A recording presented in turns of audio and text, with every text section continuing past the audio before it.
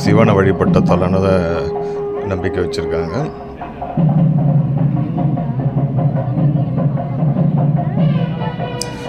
உங்களுக்கும் இந்த சைடு வர டைம் கிடச்சிருந்தா கண்டிப்பாக இந்த கோவிலை விசிட் பண்ண மறக்காதீங்க.